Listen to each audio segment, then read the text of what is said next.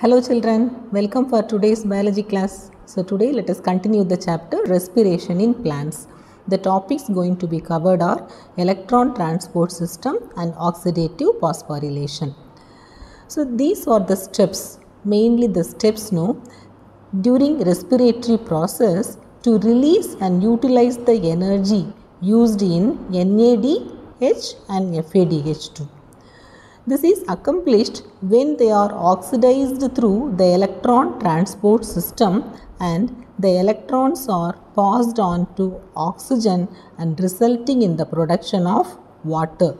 Ultimately, it results in the production of water. The metabolic pathway through which the electrons are passed from one carrier to another. So that you call that as electron transport system, that is ETS. The electrons from NADH produced in the mitochondrial matrix during the citric acid cycle are oxidized by NADH dehydrogenase, that is complex 1, and the electrons are then transferred to ubiquinone. Ubiquinone. It is located, where is it located? It is located in the inner mitochondrial membrane. Can you see here? This is inner mitochondrial space and this is intermembrane space. It is the matrix.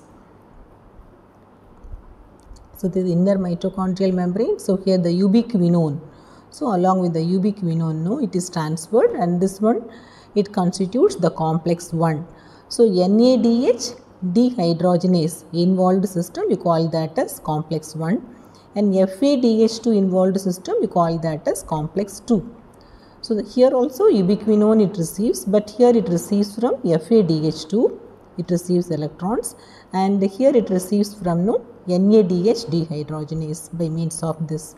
So this is complex 1, the system involving NADH dehydrogenase is complex 1, and this one, the system involving FADH2, you call that as complex 2.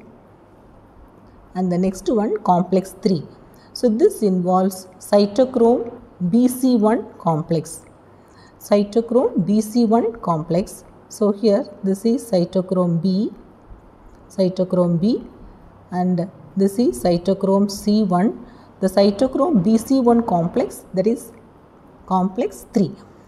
Now the reduced ubiquinone and then oxidized with the transfer of electrons to cytochrome C through cytochrome BC1. So that you call that as complex 3. Cytochrome C is a small protein attached to the outer surface. Okay, it is attached to the outer surface of inner membrane, and it acts as mobile carrier for the transfer of electrons between complex 3 and complex 4. The complex 4, it contains this one, that is cytochrome A and A3 and 2 copper centers. That constitutes complex 4. The complex 4, it refers to cytochrome C oxidase complex containing cytochrome A and A3 and 2 copper centers. So here this is complex 1, this is complex 2 and complex 3 and complex 4. Okay, so during this time, this hydrogen ions, it is pumped from one side to other side of the membrane, the inner mitochondrial membrane, from matrix to inner membrane space, and it is passed through inner mitochondrial membrane. And later, when the electrons, it passes from one carrier to another via complex 1 to complex 4 through electron transport chain, what we studied in the previous slide, and later it results in the synthesis of ATP. So here one side, the hydrogen ions, it gets concentrated, then it is pumped to other side. Okay, so this is once again, this is inner mitochondrial membrane. Okay, so here through this, this side, outer side, it got accumulated, it has to pass from this side to this side. So when 2 hydrogen ions are pumped from here to inside matrix, and it results in the production of one molecule of ATP. So here ADP is converted into ATP. ADP is converted to ATP. So when two hydrogen ions are pumped inside, so one ATP molecule is produced.